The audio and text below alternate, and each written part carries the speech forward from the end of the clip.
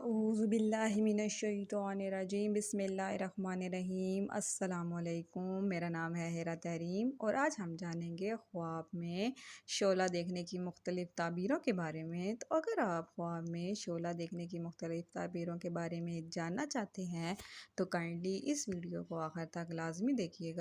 तो चलें शुरू करते हैं। ख्वाब में शोला देखना कैसा है। अगर कोई शख्स ख्वाब में शोला आतिश देखे तो इसकी ताबीर ये है कि वो तकलीफ़, दुख और रंज का पेश खैमा है। अगर कोई शख्स ख्वाब में शोला बदन पर पड़ता हुआ देखे तो इसकी ये ताबीर है कि वो मुसीबत में मुब्तला हो जाएगा जिसमें कोई भी इसका साथी और मददगार नहीं होगा। अगर कोई शख्स ख्वाब में शोला लिबास में पड़ता हुआ देखे तो इसकी ताबीर ये है कि उसकी इज़्ज़त और नामूस जाती रहेगी और वो रुसवा व ज़लील हो जाएगा। अगर कोई शख्स शोला ज़मीन से उठता हुआ देखे तो ये उसके लिए अहले ज़मीन फितना व फसाद में तंग आने की अलामत है और उसके लिए रंज में पड़ने की अलामत है।